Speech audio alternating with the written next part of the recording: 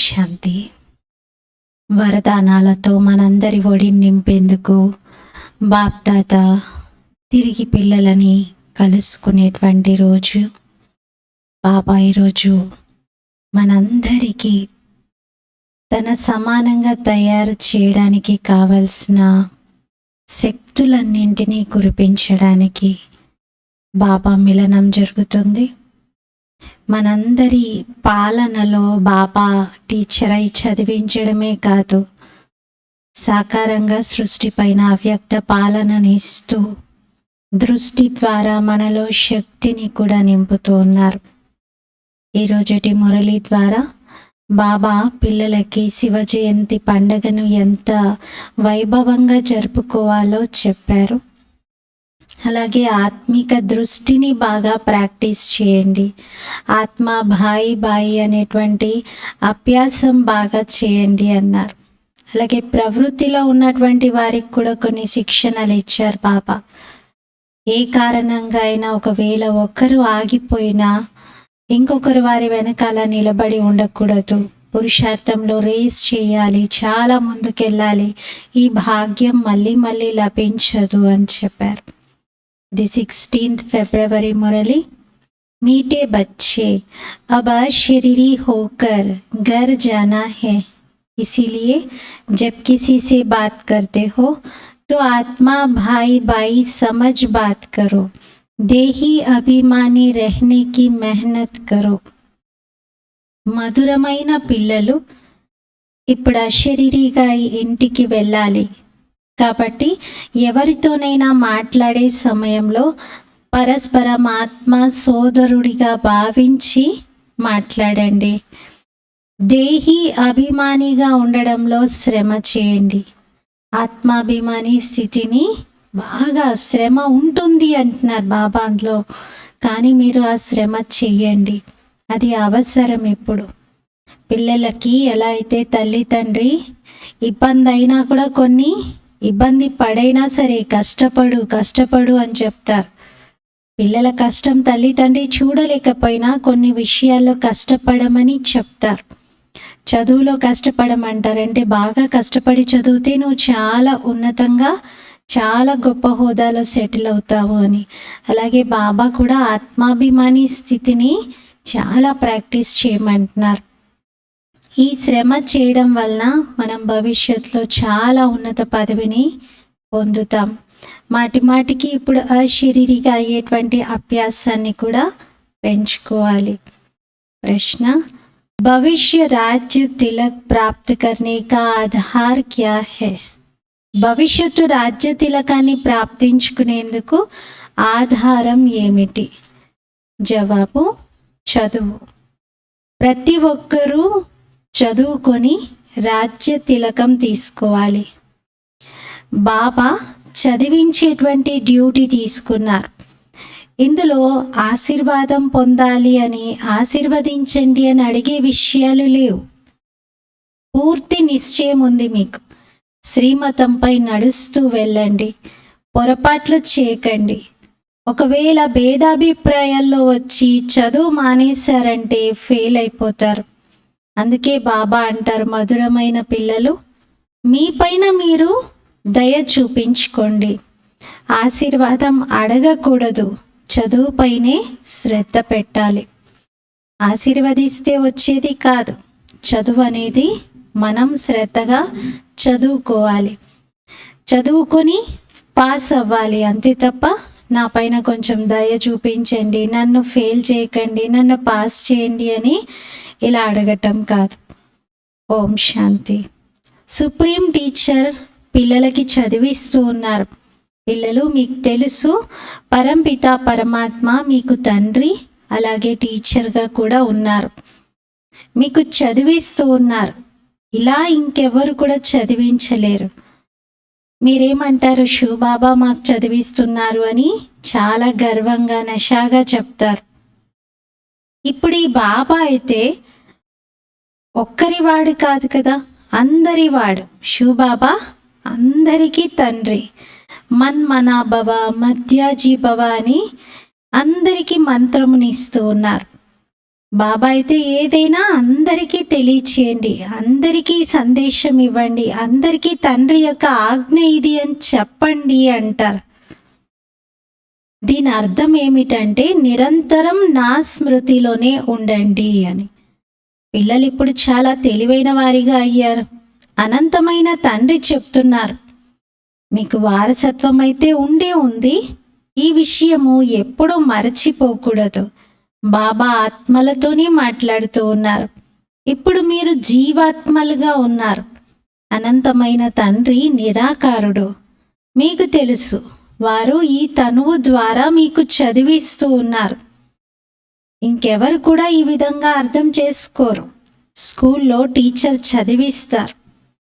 అక్కడేమంటారు, లౌకిక టీచర్ లౌకిక పిల్లలకు చదివిస్తున్నారు అంటారు.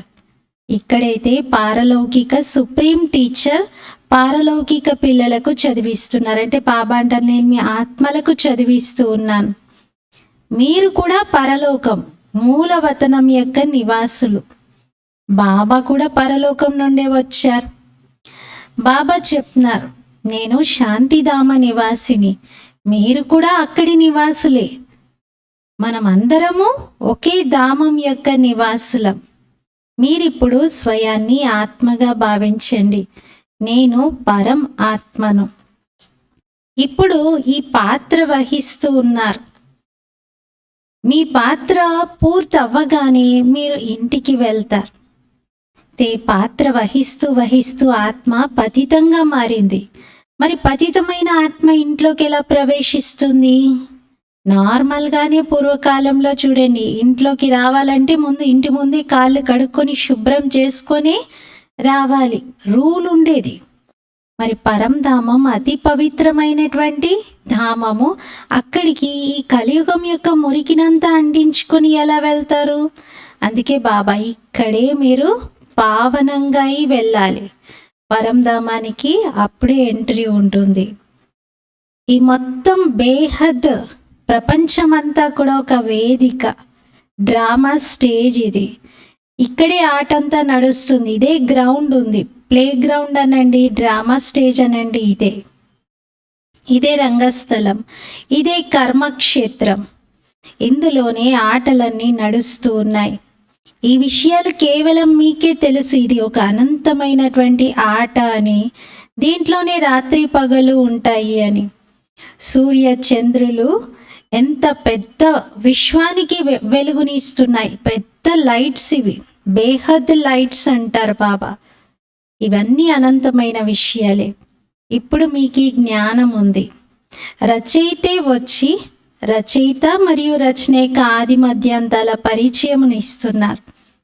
బాబా చెప్తున్నారు, మీకు రచయిక ఆది మధ్యాంతాలను వినిపించేందుకే నేను వచ్చాను. ఇది పాఠశాల.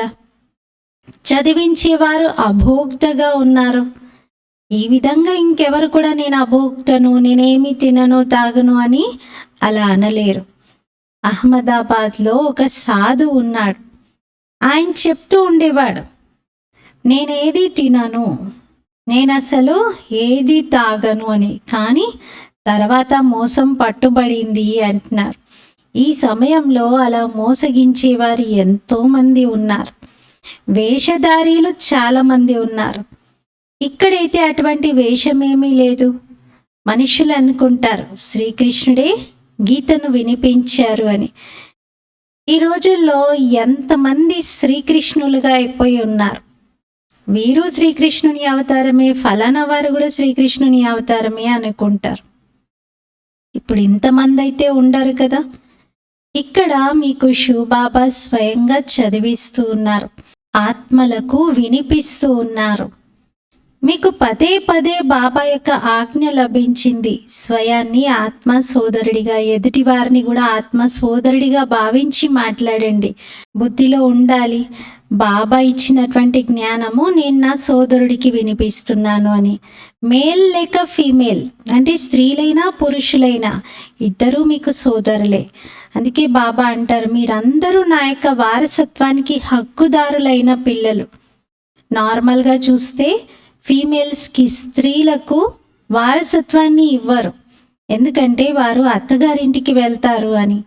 ఇక్కడైతే ఉన్నది అందరూ పురుషులే, అందరు ఆత్మలే. ఆత్మని పురుష్ అన్నారు. సృష్టిలో మూడిటి వర్ణనే చేస్తారు, ప్రకృతి, పురుష్, పరమాత్మ అంటారు. పురుష్ అంటే ఇక్కడ ఆత్మ, స్త్రీ ఆత్మైనా పురుషాత్మైనా పురుషే. ఇక్కడ మీరందరూ ఆత్మలు కాబట్టి తండ్రికి వారసులు. అశరీరిగా ఇప్పుడు ఇంటికి వెళ్ళాలి. ఇప్పుడు ఏవైతే జ్ఞాన రత్నాలు మీకు లభిస్తున్నాయో ఇవి అవినాశి జ్ఞాన రత్నాలు. ఆత్మే జ్ఞాన సాగరంగా అవుతుంది కదా, ఆత్మే అన్నీ చేస్తుంది. కానీ మనుషులకు దేహాభిమానం బాగా ఉన్న కారణంగా ఆత్మాభిమానిగా కాలేకపోతున్నారు. ఇప్పుడు మీరు దేహి అభిమానిగా అయి ఒక్క తండ్రిని జ్ఞాపకం చేయాలి. కొంచెమైనా శ్రమ అయితే చెయ్యాలి కదా.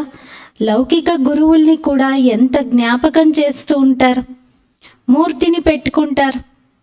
ఇప్పుడు శివుడి చిత్రం ఎక్కడా, మనుషుల చిత్రం ఎక్కడా? రాత్రికి పగలుకున్న తేడా ఉంది కదా. ఆ గురువుల ఫోటోని లాకెట్లో పెట్టుకొని ధరిస్తూ ఉంటారు. భర్తలెవరికి కూడా ఆ విషయం నచ్చదు. వేరే ఎవరిదో ఫోటో వీరు లాకెట్లో ధరించడము ఇష్టపడరు. ఒకవేళ శివుడిది ధరిస్తే అది అందరికీ నచ్చుతుంది. ఎందుకంటే శివుడు భగవంతుడు, వారు పరమపిత, వారి చిత్రమైతే ఉండాలి కదా. ఇక్కడ మీరు భగవంతుని మెడలో హారంగా తయారవుతున్నారు, రుద్రమాలలో ముత్యంగా తయారవుతున్నారు. మొత్తం ప్రపంచమంతా రుద్రమాలలో ఉంటుంది. ప్రజాపిత యొక్క మాల కూడా ఉంది. పైన వృక్షం చూపించారు, అక్కడైతే హద్దు వృక్షం, ఇక్కడైతే ఇది బేహద్దు వృక్షం. మనుష్య మాతృలందరిది మాల ఉంది. ఆత్మ ఎంత చిన్న బిందువుగా ఉంటుంది, పూర్తి చిన్న బిందువు, అతి సూక్ష్మమైన బిందువు. ఇలా బిందువు పెడుతూ వెళ్ళండి, లెక్కలేనన్నివిగా అవుతాయి. లెక్క పెడుతూ ఉంటే అలసటే వచ్చేస్తుంది. కానీ చూడండి ఆత్మల వృక్షం ఎంత చిన్నగా ఉంటుందో. బ్రహ్మతత్వంలో చాలా కొద్ది స్థానంలోనే ఆత్మలన్నీ ఉంటాయి. ఇంకా అక్కడి నుండి పాత్ర వహించేందుకు వస్తాయి. ఇక్కడ ఇది ఎంత పెద్ద ప్రపంచం. ఈ ప్రపంచం ఇంకా సరిపోవట్లేదు. సరిపోక ఇంకా పైన ఆకాశంలో కూడా ప్లేస్ చూస్తున్నారు. ఇక్కడ ఒక ప్రాంతం నుండి మరో ప్రాంతానికి విమానాల్లో వెళ్తూ ఉంటారు. కానీ పరంధామంలో అసలు అటువంటి అవసరమే ఉండదు. చాలా చిన్న ప్లేస్లోనే మొత్తం సృష్టిలోని ఆత్మలన్నీ ఉంటాయి. అక్కడ అసలు ఎక్కువ స్థలంలో విస్తారంగా ఉండాల్సిన అవసరమే ఏర్పడదు. ఆత్మలకేమీ సంసారం ఉండదు. ఇంకా ఇక్కడ మనుష్యులది చూడండి ఎంత పెద్ద వృక్షం ఉందో. ఇక్కడైతే అందరూ ప్రజాపిత బ్రహ్మ యొక్క సంతానం. ఇందులోనే ప్రజాపితను యాడమ్ అని, ఆదిదేవని కొందరు అంటారు. మేల్ ఫీమేల్ ఇద్దరు ఉంటారు కదా. మీది ప్రవృత్తి మార్గం. నివృత్తి మార్గం యొక్క ఆట అయితే ఉండదు అంటున్నారు. ఒక చేతితో ఏం జరుగుతుంది? 2 చక్రాలు కావాలి కదా. 2 ఉంటేనే పరస్పరంలో రేస్ చేస్తారు. ఒక చక్రం తోడునివ్వట్లేదు, అది వెనకబడిపోతుంది, ఆగిపోతుంది అంటే దాని కారణంగా ఇంకొక చక్రం ఆగిపోకూడదు అంటున్నారు. అంటే గృహస్థంలో ఒకరు నడవట్లేదు జ్ఞానంలో, ఇంకొకరు కూడా వెనకబడిపోకూడదు. ఇంకొకరైనా జ్ఞాన మార్గంలో ముందుకెళ్ళే ప్రయత్నం చేయాలి. తద్వారా ఈ వెనకబడిపోయినటువంటి ఇంకొక చక్రాన్ని కూడా మీరు ముందుకు తీసుకెళ్ళగలుగుతారు ఒకరోజు. మొట్టమొదట పవిత్రమైన ప్రవృత్తి ఉండేది, ఇప్పుడైతే అపవిత్రంగా మారింది. పడిపోతూనే వచ్చారు. మీ బుద్ధిలో మొత్తం జ్ఞానం ఉంది. ఈ వృక్షం ఎలా పెరుగుతుంది, ఎలా ఎడిషన్ జరుగుతూ ఉంటుంది, ఇవన్నీ మీకు అర్థమవుతున్నాయి. ఇటువంటి వృక్షం ఇంకొకటి తయారవ్వదు.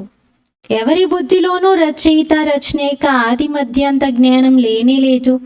అందుకే బాబా అంటున్నారు, ఇది రాయండి, రచయిత రచనేక ఆది మధ్యాంత జ్ఞానము ఇంకెవరికీ తెలియదు, ఒక పరమాత్మే తెలియజేస్తారు అని.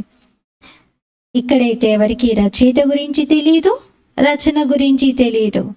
ఒకవేళ తెలిసి ఉంటే, జ్ఞానం పరంపర నుండి నడుస్తూ ఉంటే వారు చెప్పగలగాలి కదా మరి. కానీ బ్రహ్మ కుమారీలు తప్ప ఇంకెవరు చెప్పలేరు. మీకు తెలుసు, మనం బ్రాహ్మణులమే పరంపిత పరమాత్మ ద్వారా చదువుకుంటున్నాం. బ్రాహ్మణులదే ఉన్నతోన్నతమైనటువంటి ధర్మం. చిత్రాలను కూడా మీరు చూపించాల్సి వస్తుంది అంటున్నారు. చిత్రం లేకుండా జ్ఞానం బుద్ధిలో నిలపడం కష్టమే. చిత్రాలు చాలా పెద్ద పెద్ద సైజుల్లో ఉండాలి. వెరైటీ ధర్మాల యొక్క వృక్షం ఎలా పెరుగుతుందో ఇది కూడా అర్థం చేయించాలి. ఇంతకుముందు అనేవారు, మేము ఆత్మే పరమాత్మ, పరమాత్మే ఆత్మ అని చెప్తూ వచ్చాం. కానీ ఇప్పుడు మాకు అర్థమైంది, నిజానికి ఆత్మ పరమాత్ముని సంతానము అని వారు అర్థం చేసుకోగలగాలి.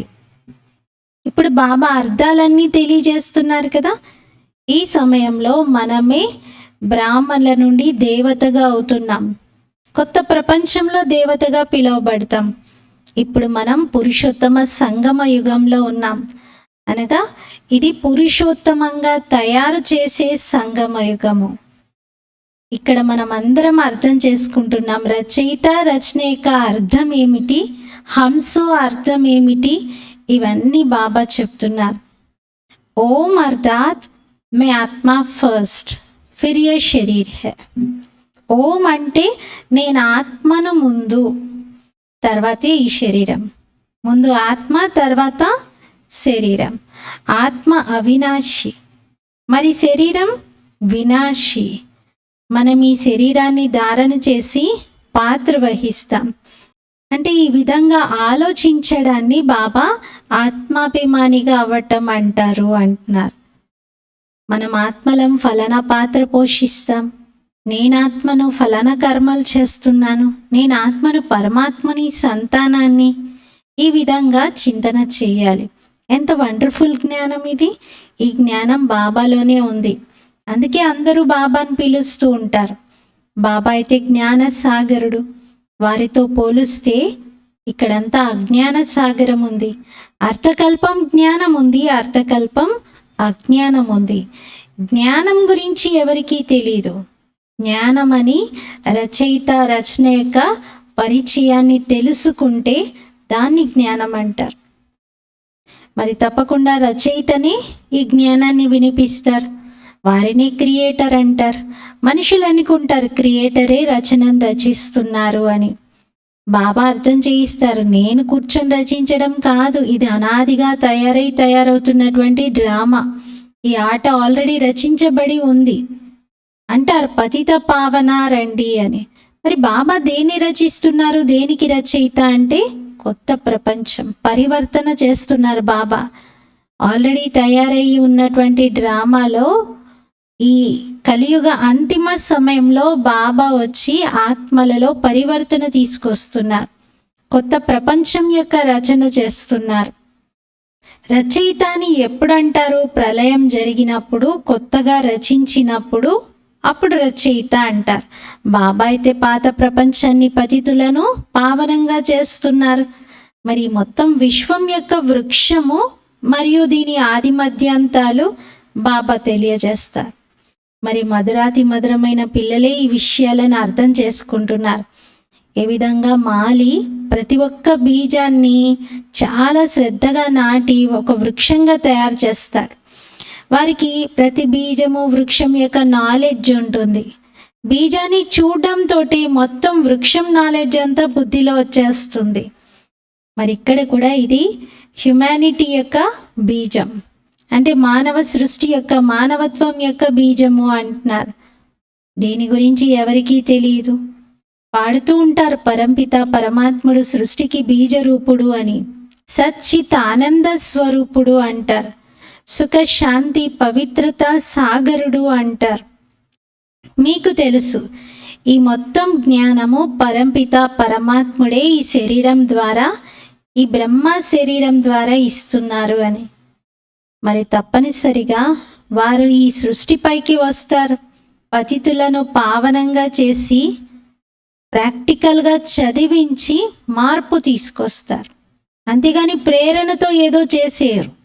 పైనుండి ప్రేరణ ఇవ్వడం అలాంటిది కాదు. భగవంతుడు సాకారంగా ఈ ప్రపంచంలోకి వస్తారు. మరి ఇప్పుడు బాబా వచ్చి అదే కర్తవ్యాన్ని నిర్వర్తిస్తున్నారు, పావనంగా చేసి తీసుకెళ్తున్నారు. వారే మనకి పాఠం నేర్పిస్తూ ఉన్నారు. ఇది పురుషోత్తమ సంగమ యుగం. దీనిపైన మీరు ఉపన్యాసం ఇస్తే చాలా బాగుంటుంది. ఎలా పురుష్ అంటే తమో ప్రధానంగా ఉన్నటువంటి ఆత్మను భగవంతుడు శ్రేష్టంగా సతో ప్రధానంగా చేస్తున్నారనేది తెలియచేయాలి. మీ టాపిక్స్ మీ దగ్గర బాగా ఉండాలి అంటున్నారు. ఈ పతిత ప్రపంచాన్ని భగవంతుడు ఎలా సతో ప్రధానంగా తయారు చేస్తున్నారు, ఈ విషయం పైన బాగా అర్థం చేయించాలి. ఇవి అర్థం చేసుకునేందుకు యోగ్యమైన విషయాలు. ఇంకా ముందు ముందు మీ జ్ఞానం చాలా మంది వింటారు, జ్ఞాన మార్గం వదిలేస్తారు, కానీ మళ్ళీ వస్తారు, మళ్ళీ వెతుక్కుంటూ మీ దగ్గరికే వస్తారు. ఎందుకంటే గతి సద్గతిని ఇచ్చేటువంటి షాప్ అనండి, లేకపోతే దుకాణం అనండి, ఇది ఒక్కటే మొత్తం ప్రపంచంలో. మీరు చెప్పవచ్చు సర్వుల సద్గతి దాత ఒక్కరే. వారిని శ్రీ శ్రీ అంటారు. శ్రేష్టాతి శ్రేష్టమైన పరంపిత పరమాత్మ, వారే మనల్ని శ్రేష్టంగా తయారు చేస్తున్నారు. శ్రేష్టమైనది సత్యయుగం, భ్రష్టమైనది కలియుగం అంటారు కదా. ఇక్కడంతా భ్రష్టాచారిగా ఉన్నారు అని, కానీ ఎవ్వరూ స్వయాన్ని నేను భ్రష్టాచారిగా ఉన్నానని భావించట్లేదు. పతిత ప్రపంచంలో ఒక్కరు కూడా శ్రేష్టమైన వారు లేరు. శ్రీ శ్రీ ఎప్పటి వరకు రారో అప్పటి వరకు శ్రీగా తయారు కాలేరు. శ్రీ అనేటువంటి టైటిల్ సత్యుగం ఆదిలో దేవతలకు ఉంటుంది. ఇక్కడైతే అందరినీ శ్రీ శ్రీ అని అనేస్తున్నారు. 2 శ్రీలేంటి, 108 శ్రీలు, 16,108 శ్రీలు కూడా పెట్టుకుంటారు. వాస్తవంగా శ్రీ అనే అక్షరం పవిత్రతకు సంబంధించింది. దూసరే ధర్మ వాలే కోయి భీ అప్నే కో శ్రీ నహీ కహతే. ఇతర ధర్మాల్లో ఎవరు కూడా స్వయాన్ని శ్రీ అని చెప్పుకోరు. అంటే వాళ్ళ పేరుకు ముందు శ్రీ అనే పదం ఉండదు. శ్రీ పోప్ అని అనరు కదా. ఇక్కడైతే అందరూ హిందూ మతంలో శ్రీ అని పెట్టుకుంటారు. ముత్యాలు ఏరుకునేటువంటి హంసలు ఎక్కడా, చెత్త చెదారంలోని పురుగులను తినేటువంటి కొంగలు ఎక్కడా? 2 తెల్లగున్నాయి, కానీ హంసకి కొంగకి చాలా తేడా ఉంది కదా. బాబా అంటారు, ఇక్కడ పవిత్రంగా ఉన్న వారికి అపవిత్రంగా ఉన్న వారికి కూడా అలాంటి తేడానే ఉంటుంది. దేవతలు పుష్పాల వంటి వారు. స్వర్గాన్ని గార్డెన్ ఆఫ్ అల్లా అంటారు. బాబా మనల్ని పూలుగా తయారు చేస్తున్నారు. పూలల్లో కూడా ఎన్నో వెరైటీలు ఉంటాయి. అన్నింటికంటే మంచి పుష్పం కింగ్ ఫ్లవర్ అంటారు. రోజా పువ్వు, రాజా పువ్వు అంటారు. ఈ లక్ష్మీనారాయణలే మొత్తం ప్రపంచానికి కింగ్ క్వీన్ ఫ్లవర్ లాంటి వారు. పిల్లల్లో ఆంతరిక సంతోషం ఉండాలి. ఇందులో బయట ఏదో చేసేదేమీ లేదు. మీ జ్యోతులు వెలిగించడం, వీటన్నిటిది కూడా మీరు అర్థం తెలియచేయాలి అంటున్నారు.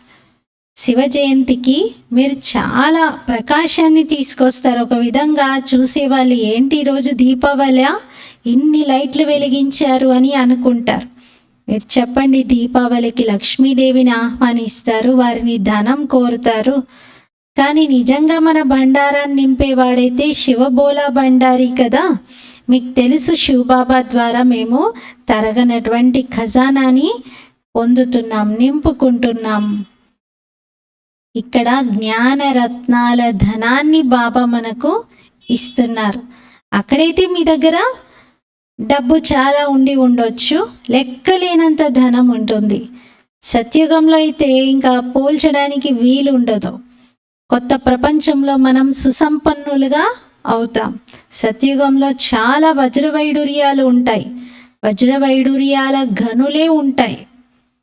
మళ్ళీ తిరిగి అవన్నీ పొందుతారు మీరు. మనుషులు ఇక్కడ కన్ఫ్యూజ్ అవుతూ ఉంటారు. ఇవన్నీ సమాప్తమైపోయాయి అంటున్నారు, మళ్ళీ వస్తున్నాయి అంటున్నారు. ఎక్కడి నుండి వస్తాయి అనుకుంటారు. గనులన్నీ కూడుకుపోయాయి, పర్వతాలన్నీ పగిలిపోయాయి కదా, మళ్ళీ ఎక్కడి నుండి వస్తాయి? అలాగే మళ్ళీ ఉన్న సీన్ ఉన్నట్టుగా ఎలా రిపీట్ అవుతుంది అని అడుగుతారు. మీరైతే చెప్పండి. హిస్టరీ రిపీట్స్ అంటారు. ఏది జరిగిందో అదంతా రిపీట్ అవుతుంది. మీరు పిల్లలు ఇప్పుడు పురుషార్థం చేస్తూ ఉన్నారు స్వర్గానికి యజమానిగా అయ్యేందుకు. స్వర్గం యొక్క హిస్టరీ జాగ్రఫీ రిపీట్ అవుతుంది. పాటలో ఉంది కదా, మీరు మొత్తం సృష్టి, భూమి, ఆకాశం అన్నింటినీ మాకు ఇచ్చేస్తూ ఉన్నారు, మా నుండి ఇంకా ఎవ్వరూ లాక్కోలేరు అంటారు. మరి దానితో పోలిస్తే ఇప్పుడున్నదేంటి? ఇప్పుడు ఎంత ఉన్నా కూడా భగవంతుడు మనకి ఇచ్చేదాని ముందు చూస్తే చాలా తక్కువే కదా. ఇక్కడ భూమి కోసం, నీటి కోసం, భాష కోసం అన్నింటిలో గొడవలే గొడవలు. స్వర్గం యొక్క రచయిత బాబా యొక్క జన్మదినాన్ని, శివ జయంతిని చాలా ఘనంగా జరుపుకోవాలి. తప్పనిసరిగా స్వర్గం యొక్క రాజ్యభాగ్యం వారు గతంలో కూడా ఇచ్చారు, ఇప్పుడు కూడా బాబా చదివిస్తూ ఉన్నారు. మీరు స్వయాన్ని ఈ శరీరం యొక్క నామరూపాలకు అతీతంగా ఆత్మగా భావించాలి, పవిత్రంగా అవ్వాలి. యోగ బలంతోనైనా లేదా శిక్షలు పొందైనా 2 మార్గాలు ఉన్నాయి. బాబా అంటారు చాహే ప్యార్సే యా మార్సే. ప్రేమతో అంటే పవిత్రత ధారణతో మీరు పవిత్రంగా కండి. యోగ బలాన్ని పెంచుకొని పవిత్రంగా కండి. లేదు అంటే మారంటే దెబ్బలు, శిక్షలతో అయినా పవిత్రంగా కండి. మరి పదవి అయితే తగ్గిపోతుంది, శిక్షలు పొందుతారు, పదవి తగ్గిపోతుంది. ఏం బాగుంటుంది? ఇంకా స్టూడెంట్స్ బుద్ధిలో ఉంటుంది కదా, మేము ఇంత గొప్ప పదవిని పొందుతాము అని, టీచర్ ఇంత బాగా చదివించారు అని. మరి టీచర్కి కానుకనిస్తారు. మంచిగా ఉత్తీర్ణులవుతే టీచర్కి ఒక గిఫ్ట్ ఇస్తారు. ఇక్కడైతే బాబానే మనకి గిఫ్ట్ ఇస్తున్నారు, విశ్వానికి యజమానిగా చేస్తున్నారు. మళ్ళీ మీరు భక్తి మార్గంలో వారిని జ్ఞాపకం చేస్తారు. అంతేకాని మీరు బాబాకి ఏం కానుకనివ్వగలుగుతారు? ఇక్కడైతే ఏదైతే చూస్తున్నారో అదేది కూడా ఉండేదే లేదు. ఇది పాత చీచీ ప్రపంచం. అందుకే మీరు నన్ను పిలుస్తున్నారు. బాబా పతితులను పావనంగా తయారు చేస్తారు. ఈ ఆటను జ్ఞాపకం చేయాలి. నాలో రచన యొక్క ఆది మధ్యాంత జ్ఞానం ఉంది. అదే నేను మీకు అర్థం చేయిస్తున్నాను, వినిపిస్తున్నాను. మీరిప్పుడు వింటున్నారు, మళ్ళీ మర్చిపోతారు. 5000 సంవత్సరాల తర్వాత ఈ చక్రం పూర్తవుతుంది.